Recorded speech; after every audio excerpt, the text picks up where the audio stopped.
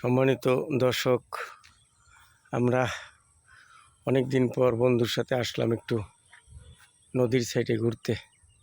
এইটা আমাদের সেই বলেশ্বর নদী। আসসালামু আলাইকুম। আমার বন্ধু ভাই, সবাইকে সালাম জানাইছে। আমরা একটু ঘুরতে আসলাম।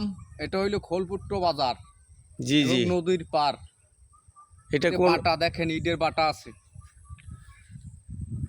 সুন্দর চমৎকার ইটের বাটা আমরা দেখতে পাচ্ছি। এদিকে একটা বেকু মেশিন, একটা বট গাছ। হ্যাঁ, এটা হলো মাটি কাটার মেশিন। এই যে বিশাল বড় আকারে। এদিকে একটা ব্রিজ আছে, ওদিকে বড় বাজার, খোলপেটুয়া বাজার।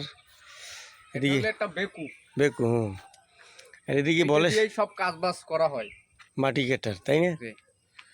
এদিকে কি নদী? এটা বলেশ্বর। এটা বলেশ্বর নদী না?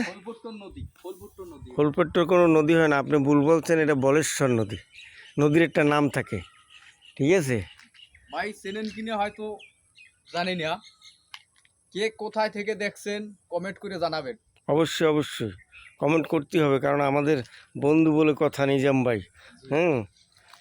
কমেন্ট তো করতে হবে। আপনার ওদিকে কোথায় যাবেন?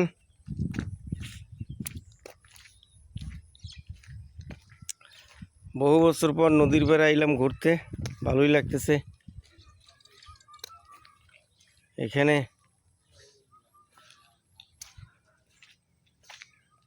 বট বৃক্ষের ছায়া,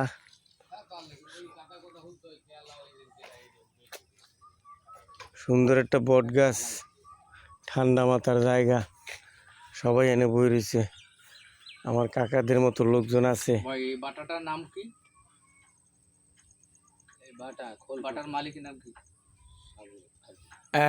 আমি বলছিলাম যে আমাদের সেই সাবুয়াজি বাড়ির গ্রামের আলামিন হোসেন নাজাত ভাইদের, আমাদের বাড়ির পাশে। সগির মেয়ে, বিশাল বাটা করছে। সগির এখান দিয়ে সবসময় ইট আনা নেওয়া করে। একটা পোষা কুকুর আসছে আমাদের কাছে।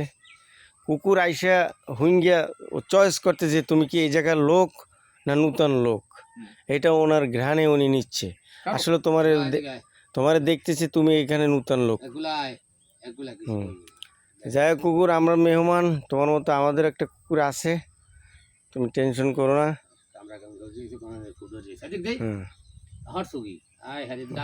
একটা বট গাছ চমৎকার দেখতে পাচ্ছি আমরা। এদিকে নদী, সাপুয়াজির বাটা, এইটাই সেই বাটা আমি বলছিলাম।